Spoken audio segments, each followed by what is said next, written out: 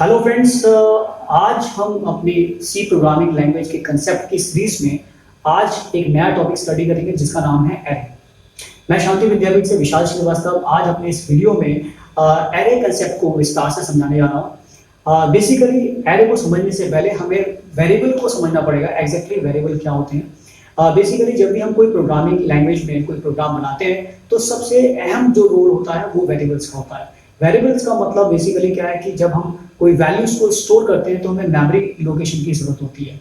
Different type की हमें values store करनी पड़ती है। इंटीजर वैल्यू होती है तो हमें 2 बाइट के स्पेस की जरूरत होती है। अगर हमें फ्लोट वैल्यू लेनी है तो 4 बाइट के स्पेस की जरूरत होती है। इस तरह से डिफरेंट वैल्यूज को स्टोर करने के लिए डिफरेंट मेमोरी लोकेशन की आवश्यकता होती है। अगर हम कंपाइलर के माध्यम से देखें तो बेसिकली अगर हम इंटीजर वैल्यू को अगर डिटेक्ट करते हैं तो हमें 2 बाइट का जो वैल्यू है वो कहीं स्टोरेज बना देता है और जब भी हम उसको नाम देते हैं उस नाम से वो लोकेशन तैयार कर देता है जिसे हम वेरिएबल बोलते हैं। लेकिन समझते हैं जैसे हमने यहाँ पे कहा इंटीजर टोटल, तो टोटल एक वेरिएबल का नाम हो गया जिसके पहले हमने जो इंटीजर डेटा टाइप लगाया उसका मतलब है कि इस लोकेशन के अंदर केवल और केवल न्यूमेरिक वैल्यू यानी इंटीजर वैल्यू ही अलाउड होगी। अगर हमने सेकंड वैल्यू में कहा टोटल बराबर 100, इसका मतलब इस वैल्यू के अंदर इस वेरिएबल के अंदर जो वैल्यू है वो 100 है। तो हमारा कंपाइलर ये डिटेक्ट करता है लोकेशन को और उस लोकेशन का जो नाम हम दे देते हैं, जैसे हमने यहाँ नाम दिया टोटल, तो ये एक वेरिएबल कहलाता है और वेरिएबल के नाम से ही हमारा कंपाइलर उस लोकेशन को डिटेक्ट कर पाता है। बेसिकली अगर हम इसको थोड़ा सा और समझें, कई बार हमें एक से ज्यादा वेरिएबल्स की जरूरत होती है और वो भी सेम डेटा टाइप की। जैसे फॉर एग्जांपल अगर मेरी कंपनी में बहुत सारे एम्प्लॉयज हैं और उन कंपनी के एम्प्लॉयज को बोनस देना है, तो बोनस देने के लिए अगर मान लीजिए फॉर एग्जांपल मेरे पे 100 एम्प्लॉयज हैं तो मुझे कितने वेरिएबल डिक्लेयर करने पड़ेंगे? 100, यानी 100 वेरिएबल डिक्लेयर करने पड़ेंगे। और उस बोनस को कैलकुलेट करने के बाद जो रिजल्ट आएगा उसको भी डिटेक्ट करने के लिए मुझे 100 और वेरिएबल चाहिए। इस तरह से 100 एम्प्लॉयज के बोनस को कैलकुलेट करने के लिए मुझे 200 यानी 200 वेरिएबल्स की आवश्यकता पड़ती है, जबकि सबका जो डेटा टाइप है वो सेम इंटीजर है। अगर मान लीजिए फॉर एग्जाम्पल ये चलो एक 100 वेरिएबल्स की बात हुई, लेकिन अगर 1000 एम्प्लॉइज हैं तो 1000 वेरिएबल डिक्लेयर करने पड़ेंगे उनकी वैल्यू इनिशियलाइज करने के लिए और 1000 वेरिएबल डिक्लेयर करने पड़ेंगे उनका बोनस को कैलकुलेट करने के लिए। इस तरह से टोटल 2000 वेरिएबल्स को डिक्लेयर करना ये आसान बात नहीं है, बहुत डिफिकल्ट टास्क है। इस समस्या को सुलझाने के लिए, इस समस्या के समाधान के लिए सी प्रोग्रामिंग लैंग्वेज में एरे का कंसेप्ट किया गया है। तो बेसिकली एरे के कंसेप्ट में होता क्या है कि एक ही टाइप के अगर बहुत सारे, एक से अधिक यानी कि बहुत सारे डेटा टाइप्स आपको डिक्लेयर करने पड़ते हैं, यानी वेरिएबल डिक्लेयर करने पड़ते हैं एक ही डाटा टाइप के, सॉरी मैं इसको मेंशन कर रहा हूं, एक ही डाटा टाइप के एक से अधिक वेरिएबल डिक्लेयर करने पड़ते हैं, तो वहां पे हम लोग एरे का कंसेप्ट यूज करते हैं। डेफिनेशन देखिए, an array is a collection of data types all of the same data types accessed using a common name, यानी कि एक ही नाम के बहुत सारे वेरिएबल्स क्रिएट हो जाते हैं by the help of an array.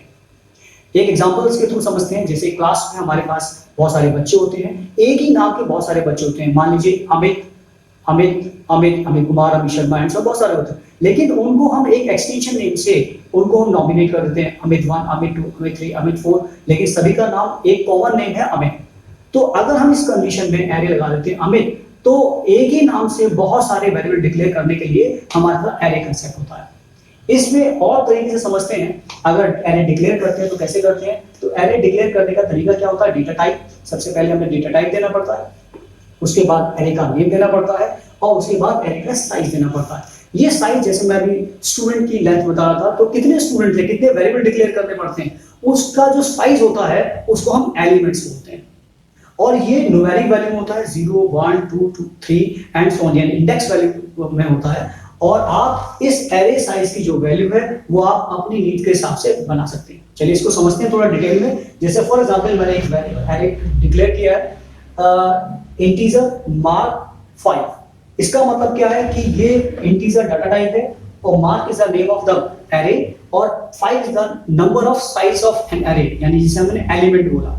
यानी कि 5 वेरिएबल डिक्लेयर हो जाते हैं with the same name mark के नाम से। इसको देखते हैं मेमोरी में क्या लोकेशन बनती है। मेमोरी में 1 2 3 4 5 लोकेशन बनती है। यानी अगर मैं इसको 5 लोकेशन बनाना चाहता हूं तो नॉर्मली हम integer a b c d and so on करके देते हैं, लेकिन अलग अलग नेम ऑफ द वेरिएबल हमें याद रखने पड़ते हैं, जो बहुत मुश्किल होता है। यहाँ पे हमने एरे की हेल्प से सिर्फ एक ही नाम से, यानी जिसका नाम मार्क है, हमने 5 वेरिएबल एक साथ क्रिएट कर लिए। आप देख सकते हैं कि यहाँ पे 5 एक ही नाम से mark mark mark mark mark, सिर्फ यहाँ पे इंडेक्स वैल्यूज की बदल जाती है। अगर देखा जाए तो पहली लोकेशन का नाम क्या हो गया, mark 0, mark 1, mark 2, mark 3, mark 4। आप देख सकते हैं मैंने यहां मेंशन किया mark 0, mark 1, mark 2, mark 3, mark 3, 4।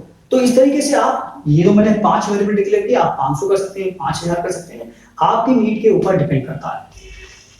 जब ये एरे डिक्लेयर हो जाते हैं तो इनमें खास बात क्या होती है, कुछ पॉइंट्स हैं, नोट्स हैं, ध्यान रखिए। Array have 0 as the first index not 1। ये रूल होता है जब भी आप एरे में काम करते हैं, जो उसका पहला एड्रेस होता है, वो पहला एड्रेस 0 से स्टार्ट होता है, उसका जो इंडेक्स वैल्यू होते हैं 0 नॉट 1। ये आपको ध्यान रखना पड़ेगा, यानी array will started from 0th location. यानी कि 5 का मैंने एरे बनाया तो पहली लोकेशन क्या होगी, मार्क 0। इसी तरीके से जब हम 5 का लोकेशन आया तो लास्ट में क्या जाएगा, अगर 5 का है तो 0 से स्टार्ट हो रहा है तो ये क्या होगा, एक माइनस, यानी कि हमने क्या किया, 5 में से एक माइनस किया तो 4, यानी कि 0 1 2 3 4, टोटल मिला के 5 ही वेरिएबल बने। बट उसकी जो लोकेशन के एड्रेसेस हैं, यानी वेरिएबल के नेम है, वो मेंशन करने के लिए रूल बना दिया गया है कि array will started from 0, array index will started from 0।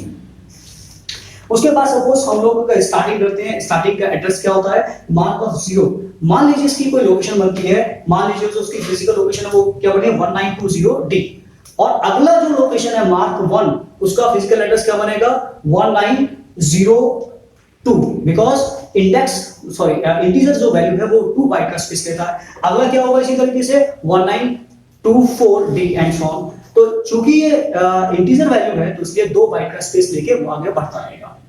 इस तरीके से आप लोग एरे डिक्लेयर करेंगे, एरे मेंशन करेंगे, एरे यूज करेंगे। चलिए आगे चलते हैं फ्रेंड्स।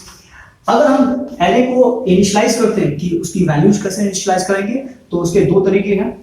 जैसे हमने इंटीजर मार्क, ये हमने एरे नेम लिया और इसका साइज लिया 5, ब्रैकेट में हम इसकी वैल्यू दे सकते हैं। जैसे मैंने यहाँ फॉर एग्जांपल मैंने मेंशन किया है 6, पहले जो एरे की वैल्यू हो गई, यानी कि क्या हो गया, मार्क 0 में क्या जाएगा 6, मार्क 1 में क्या जाएगा 10, मार्क 2 में क्या जाएगा 12, 17 2 एंड सो ऑन। आपको यहां मैं मेंशन करके रखा हूं, जैसे ये वैल्यू बनी थी, मैंने मार्क 0 में डाला 6, तो मार्क 1 में क्या है 10, मार्क 2 में 12, मार्क 3 में 17 और मार्क 4 में 2। इसको हमने यहां पे मेंशन किया। खास बात मैं नोट कर आपको नोटेड है ये बात कि यहां पे मैंने मेंशन किया था इसका साइज, और इसके हमने डायरेक्ट वैल्यू इसको मेंशन कर दी। जब डायरेक्ट वैल्यू दे रहे होते हैं तो आप यहाँ पे अगर साइज नहीं देंगे, यहाँ मैंने ये दिखा रहा हूं आपको, ये चीज यहाँ पे साइज नहीं देते हैं और उसके बाद उसकी वैल्यू डिक्लेयर करते हैं, तो हमारा जो सी का कंपाइलर है वो ऑटोमेटिकली उसका साइज डिक्लेयर कर देता है।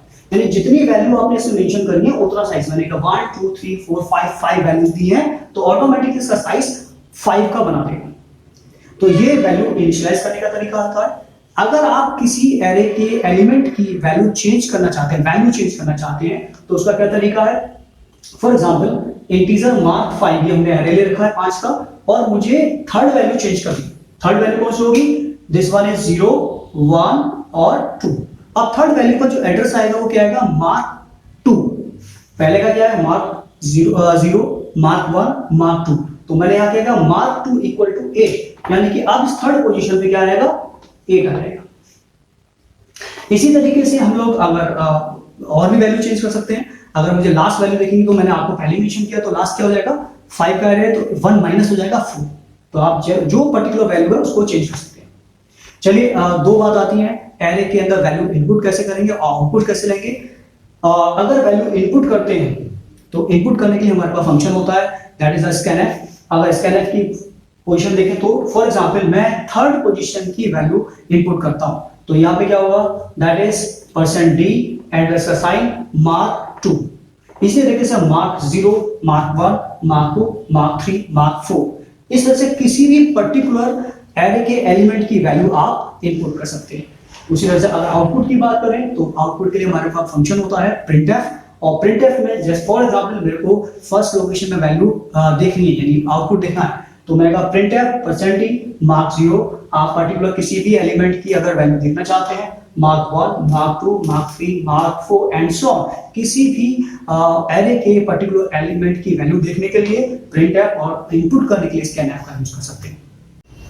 चलिए एरे को हम उसके एग्जांपल के साथ समझते हैं। एरे में देखिए मैं इसमें एक एग्जांपल ले रहा हूं जिसमें 5 नंबर इनपुट कराना है, 5 नंबर का मुझे आउटपुट लेना है यानी डिस्प्ले कराना है। चलिए इसमें देखते हैं कि हमने पहले वॉइड लिया, मेन लिया और हमने एक एरे डिक्लेयर किया इंटीजर मार्क ऑफ 5। इसका मतलब हुआ 5 वेरिएबल्स हमारे एरे के माध्यम से इनिशियलाइज क्रिएट होते हैं और जिसका एड्रेस क्या बनेगा mark of 0, mark of 1, mark of 2, mark of 3, mark of 4, जो मैं पहले भी मेंशन कर चुका हूं।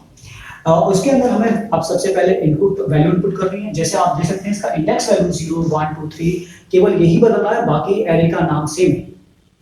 तो सेम चीज को रिपीट करने के लिए हमारे पास लूपिंग का कांसेप्ट है और यहाँ पे हम एरे की वैल्यू इनपुट करने के लिए लूप का इस्तेमाल करेंगे, जिसमें हमने लूप लिया है फॉर लूप और हमने फॉर लूप को इनिशियलाइज वैल्यू की यानी कि कहां से लूप चलाया 0 से, क्योंकि एरे का जो पहला इंडेक्स है यानी स्टार्टिंग वैल्यू है वो क्या है 0, तो हमें 0 से लूप चलाना है और i लेस देन इक्वल नहीं किया मैंने 5, i लेस देन 5 यानी 5 से कम होगा यानी 4 तक लूप चलेगा, जो हम ऑलरेडी मेंशन कर चुके हैं। जब भी एरे की वैल्यू को लास्ट वैल्यू होगी उसे 1 माइनस करेंगे और हमने यहाँ पे क्या हुआ i++ पहली बार लूप चला, i की वैल्यू इज 0 कंडीशन ट्रू और यहाँ पे स्कैनफ करेगा और एड्रेस क्या बनेगा मार्क ऑफ 0 क्योंकि i की वैल्यू भी 0 है। तो पहली लोकेशन में मान लीजिए मैं 5 डाला, इसी तरह से i में इंक्रीमेंट हुआ, i की वैल्यू 1 हो गई, अब एड्रेस क्या बनेगा मार्क ऑफ 1, ये एड्रेस बनेगा, इसमें हमने 6 डाल दिया। इसी तरीके से mark of 2, mark of 3, mark of 4, जैसे ही i इंक्रीमेंट करके 5 आएगा कंडीशन फॉल्स हो जाएगी बिकॉज यहाँ पे इक्वल नहीं है। इस तरह से 5 नंबर वैल्यू डाल दी, उसे डिस्प्ले कराने के लिए सेम वही हमने लूप लगाया i बराबर 0, i less then 5, i++, printf scanf की प्रिंटफ कमांड की हेल्प से हमने इसको डिस्प्ले करा। आउटपुट जस्ट लाइक ऐसे होगा, एंटर द 5 नंबर 5, 6, 2, 1 जो भी आपने डाला और उसी तरीके से ये आपको आउटपुट मिलेगा। चलिए एक और प्रोग्राम देखते हैं, कैलकुलेट एक एवरेज को कैलकुलेट करके देखते हैं। 5 नंबर डालते हैं, 5 नंबर का एवरेज कैलकुलेट करना है। इसी में सेम तरीके से हमने मेन लिया और एक हमने एरे लिया जिसका नाम हमने वही मार्क 5 लिया। इसकी जो एलिमेंट जो साइज है एरे का वो कितना है 5, तो 5 लोकेशन सेम मार्क 0, 1, 2, 3, 4 बनाएगा और हमने लूप चलाने के लिए i वेरिएबल लिया है, सम निकालने के लिए 0 ले लिया क्योंकि हमें सम के अंदर ही जोड़ना पड़ेगा, इसकी इनिशियल वैल्यू 0 कर ली है और एक वेरिएबल ले लिया एवरेज। लूप लगाया, i की वैल्यू 0 से लेके i less than equal to 5, i++, enter the number of element, ये मैसेज दिया, हर बार स्कैन करेगा, स्कैन करने के बाद लोकेशन क्या आएगी i की वैल्यू 0 यानी कि पहली वैल्यू क्या है मार्क ऑफ 0, तो ये वैल्यू सपोज हमने यही इनपुट कर दी है value mark of 1, mark of 2, mark of 3, mark of 4 तक हमने वैल्यू इनपुट कर दी। जैसे ही वैल्यू पहले इनपुट करेगा तो यहाँ पे साथ साथ सम करेगा, सम में सम की वैल्यू इनिशियल हमने 0 कर दी है, 0 प्लस फॉर एग्जांपल हमने जो 5 डाला है तो ये 0 प्लस 5 हो जाएगा। अगली बार लूप चलेगा तो यहाँ पे क्या होगा सम कितना है 5, 5 प्लस ये दूसरी वैल्यू उठाएगा मार्क ऑफ 1 से यहाँ पड़ा है 6, तो 5 प्लस 6 11 हो जाएगा, पूरा लूप कंप्लीट हो गया। फाइनली हमारे पास पांचों वैल्यू की जो सम आएगी वो सम आएगा, वो किसमें आएगा सम वैल्यू में आएगा। लूप कंप्लीट होते ही एवरेज हमने वेरिएबल में क्या किया, जो सम आया उसे 5 से डिवाइड किया, एवरेज कैलकुलेट हो जाएगा और प्रिंटफ के माध्यम से हमने एवरेज कैलकुलेट कर लिया। इस तरीके से आप लोगों ने देखा कि बहुत सारे वेरिएबल्स एक साथ क्रिएट करने के लिए हमारे पास एरे का कांसेप्ट होता है सी के अंदर, और सी के अंदर ये कांसेप्ट बहुत इंपॉर्टेंट होता है। In short array is a variable जिसके अंदर हम एक ही डेटा टाइप के बहुत सारे यानी एक से अधिक वेरिएबल डिक्लेयर। फ्रेंड्स जो एरे होते हैं कई तरह के एरे होते हैं, single dimensional array, double dimensional array, multi dimensional array. ये जो आज हमने एरे की स्टडी करी है ये बेसिकली सिंगल डायमेंशनल एरे है। मैं अगले वीडियो में आपको डबल डायमेंशनल और मल्टी डायमेंशनल एरे के बारे में बताने वाला हूँ। आज फिलहाल जो हमने बात करी है ये single dimensional array. Thank you very much.